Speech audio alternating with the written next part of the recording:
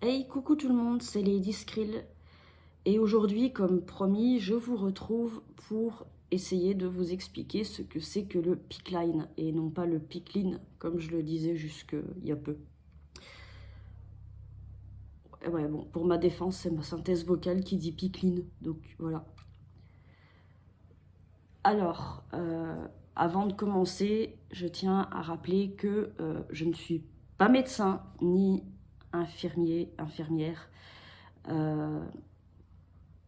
Je suis juste quelqu'un qui a regardé tout bêtement sur internet. Et d'ailleurs, je remercie encore Gernitro pour les infos qu'il m'a aussi trouvées. Donc voilà, mes explications ne seront pas aussi justes que celles d'un médecin ou d'une infirmière. Ou d'un infirmier d'ailleurs. D'ailleurs, s'il y en a qui passent par là, n'hésitez pas à me corriger si je dis une erreur ou à compléter euh, si les choses ne sont pas très bien dites. Quoi qu'il en soit, je vais essayer de vous expliquer ça au mieux. Alors, le pipeline, déjà, c'est une sorte de cathéter. Voilà, je crois qu'on appelle ça cathéter central ou cathéter veineux. Donc c'est long, c'est souple, et on va l'insérer dans le bras de la personne. Enfin, en fait, on va l'insérer, d'après ce que j'ai compris, ici. Alors, je sais pas si vous voyez, je sais pas ce qu'on voit. On va l'insérer, je crois, quelque part là. Voilà. On va l'insérer quelque part ici. Oh, ça chatouille. Voilà. Voilà. Ouais, à peu près là, je pense. Pas dans là où on fait souvent les prises de sang, en fait, hein, je pense. Là où on fait souvent les prises de sang, où on met les perfusions. Enfin, voilà. Et il y a... alors, je ne sais pas comment c'est fait exactement. Donc, ça va partir d'une veine du bras, apparemment une grosse veine qui va jusqu'au cœur. Voilà. Donc, j'imagine que ce truc doit quand même être assez long, puisque d'après ce que j'ai trouvé, donc, on l'insère donc dans le bras, là, et je ne crois pas que ce soit une aiguille, enfin il y a quelque chose en tout cas qui va jusqu'au cœur, par une veine. Voilà. Donc ouais, j'imagine que ce machin doit être assez long. Alors, il est donc constitué de ce fameux truc qui va donc du bras jusqu'au cœur. Il y a ce qu'on appelle une valve de reflux qui doit être fermée quand on ne s'en sert pas et qu'on ouvre quand il faut s'en servir donc. Et il est maintenu par du pansement transparent, donc au niveau du bras, là, voilà.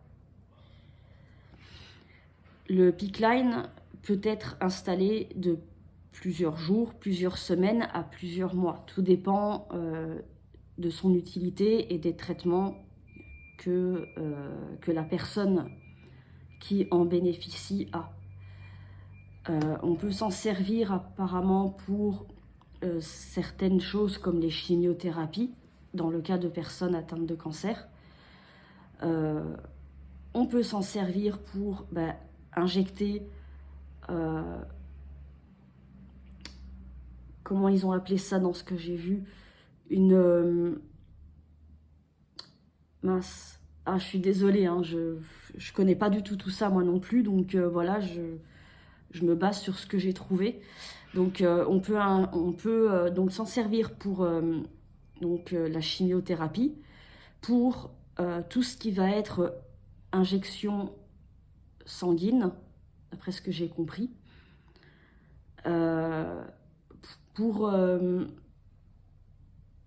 je sais pas si on peut parler de nourrir, vous savez, ouais, hydratation par les veines, voilà, c'est ça, hydratation par les veines. Donc je vais recommencer parce que voilà, je suis désolée, je suis pas forcément à l'aise avec ce genre de truc non plus.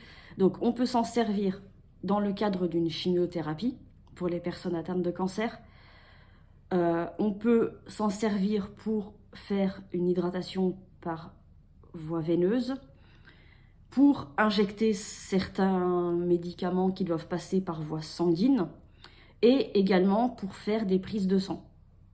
Voilà. En fait, on s'en sert pour tout ce qui va être injection ou prise de sang et tout ça. Alors, pourquoi certaines personnes ont ce fameux PICC line? Et j'allais dire encore une fois PICC line. Donc pourquoi certaines personnes ont cette chose-là?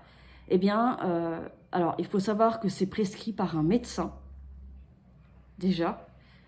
On ne peut pas arriver comme ça et vous dire je veux un PICC line. C'est prescrit par un médecin. Alors, si ce sont des traitements qui vont durer plusieurs mois et que vos veines, par exemple, sont fragiles. Et c'est le cas pour Lisa, par exemple. Bon, là, elle ne l'a plus, mais elle l'a gardé pendant plusieurs jours parce que le SED, donc c'est ce qu'elle a, Lisa, hein, le syndrome des nerfs dans l'os, les veines, c'est comme tout le reste du corps. C'est pas... Ça tient pas la route, quoi. Voilà, ses veines sont fragiles. Et durant sa dernière hospitalisation, elle avait pas mal de prises de sang à faire. Je crois qu'à un moment donné, elle en avait limite tous les jours. Et au départ, il lui faisait ces fameuses prises de sang tout à fait normalement. Sauf que, voilà, déjà de une, elle a peur des aiguilles.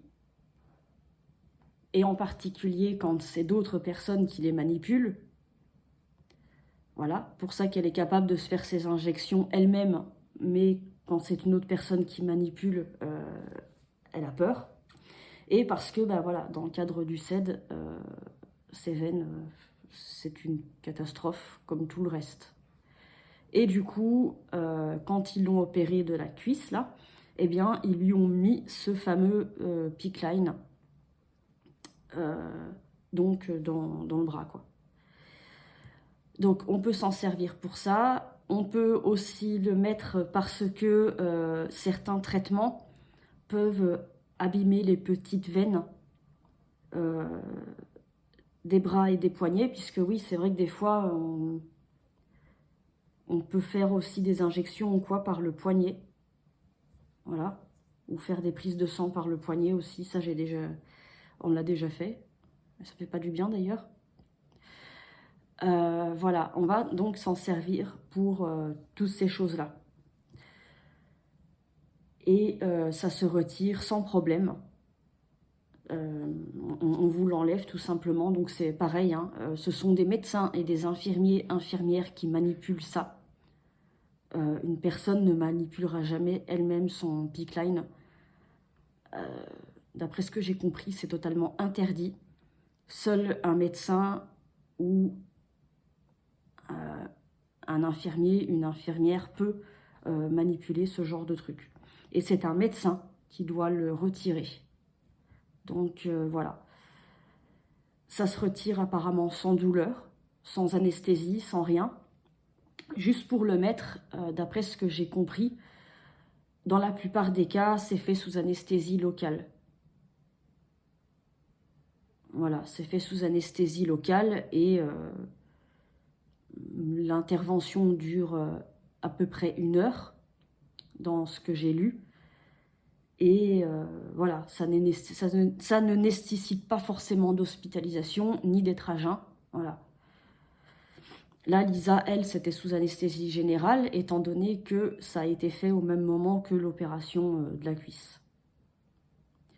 Et voilà, donc dans son cas à elle, on s'en est servi pour lui injecter certains médicaments et aussi surtout pour faire les fameuses prises de sang qui devaient être réalisées et je me souviens qu'il y en avait beaucoup.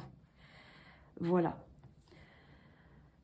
Ce que je peux vous dire à propos du PICC line. Alors, je suis désolée si c'est un peu brouillon. J'espère que ça ira quand même. C'est vrai que moi, je ne connaissais pas ça non plus avant. Même si je suis passionnée par le milieu médical, j'avoue que je passe pas mon temps à chercher comment on fait telle ou telle chose. Donc je ne connaissais absolument pas le PICC Line. J'ai essayé de faire comme j'ai pu donc pour vous trouver des informations. J'espère vraiment avoir été assez claire. Si ce n'est pas le cas, n'hésitez pas à me le dire et j'essaierai de recommencer. Et si jamais il y a des infirmiers, infirmières qui passent dans le coin, n'hésitez pas à me dire si j'ai dit une connerie ou à complémenter ce que je viens de dire, parce que voilà, moi vraiment, je n'ai aucune formation médicale et j'ai essayé vraiment de faire ce que je pouvais avec les informations que j'ai pu trouver. Voilà. Et du coup, bah, j'espère vraiment ne pas être à côté de la plaque et avoir au moins pu vous expliquer à peu près ce que c'était. Voilà, bah, c'est fini pour cette vidéo. Je reviendrai bientôt pour vous donner des nouvelles de Lisa. Elle vous fait des gros bisous. Elle vous remercie pour les personnes qui lui souhaitent plein de courage et qui ont des mots gentils. Elle vous dit un immense merci. Et voilà, quoi qu'il en soit, moi je reviendrai très bientôt pour vous donner d'autres nouvelles. Et en attendant, ben, je vous souhaite une bonne journée. Prenez bien soin de vous. Faites bien attention à vous et à très bientôt.